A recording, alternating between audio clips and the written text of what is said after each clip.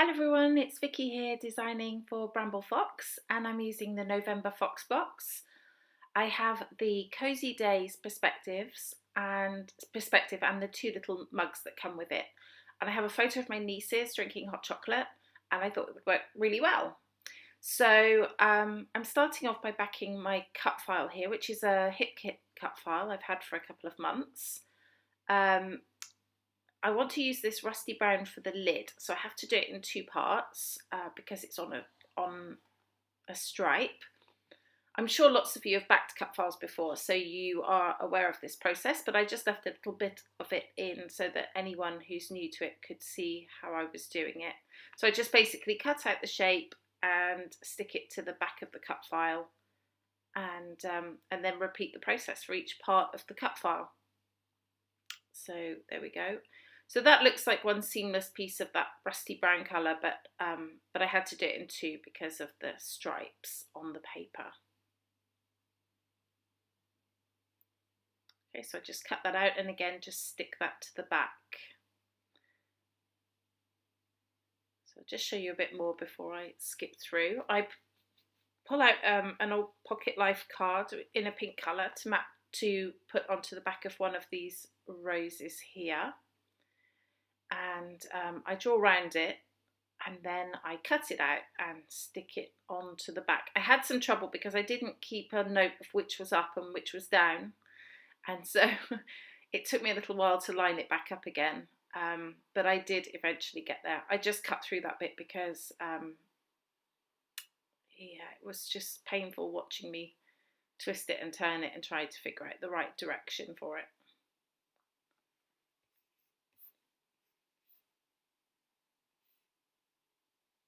I obviously didn't cut through very much of it because you're still watching me do it. There we go. So I eventually find the right place and I stick that down.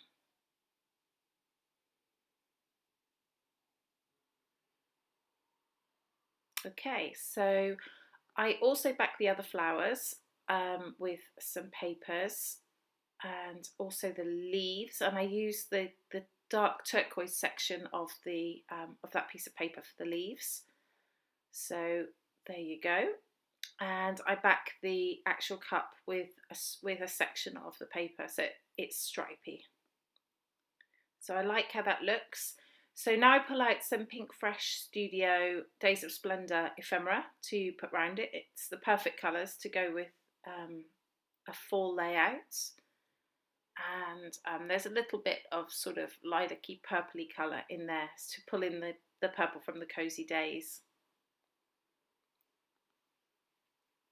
So that's how it's looking. I like how it's looking, but I feel the background's a bit empty.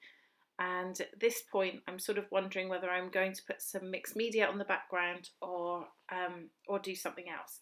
And I decided on something else, which you'll see coming up in a bit.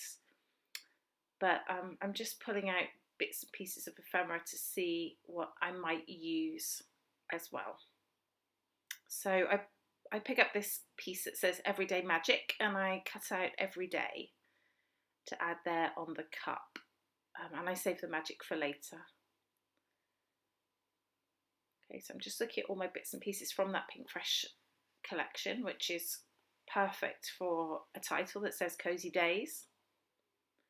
And I think this is where I decide what I'm going to do on my background. I have another piece of this Maggie Holmes paper and I decide to put a stripe across the background. So I rip a piece from the page, leave the torn edges because I like the effect that gives, and I'm going to stick that down onto my page and ruffle up the edges just to add to that torn effects.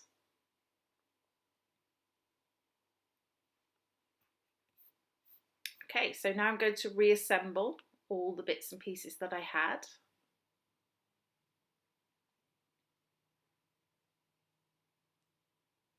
Sort of back into the same places. And those colours from the Days of Splendor go so well with the colours on that Maggie Holmes paper. They're just a match made in heaven, really. I'm struggling to see where to put the white cup because my main background is white and my photo is black and white. It sort of seems to get a bit lost. So I'm going to play with that a bit more. I'm going to put some foam on the back of my photo because I want, sorry, not my photo, my cut file, because I want to raise that off the page and add some dimension. Everything else is going to stay flat underneath. I've got the cup with the dimension and I've got the perspectives. Now I'm going to put some tissue paper on the back of my photo, and I make a bit of a mess to start with and have to do it again. I tried to rip it. I ripped it right across the back and it didn't really work very well. So tissue paper is pretty awkward for cutting and ripping. Never does what you want it to do. So yeah, it leaves a messy border around there, but it is a subtle border which just sort of helps the photo to pop from the background. For the busyness of the background, it helps make it pop. Okay, so we're nearly getting there, I think. I'm going to start sticking down the flowers, and I stick those down before I stick down the cup and the photo, because once those are stuck down, it's much harder to tuck things under, of course. So if they're stuck first, they're already in position. So there we go. I'm going to stick down the photo because that's going to be flat. And then I'm going to stick down the perspectives. And I'm using Scotch tacky glue in a fine liner bottle to stick those down. I'm still trying to decide where to put the white one because of the white background. I want it to pop off the page, so I'm sort of thinking about what I'm going to do with that. Stick down my cup with double-sided tape from my ATG gun. And I'm just sticking those last few pieces down now, and then deciding where the cup can go. And I ultimately decide to put it there on the main cup. And that's it. That's my final layout. I hope it gives you some inspiration for your FoxBox. I'd love to hear any questions that you have, and I'll be able to answer them for you, hopefully in the comments. Thank you so much for watching. This has been Vicky for Bramble Fox. I'll see you next time. Bye bye.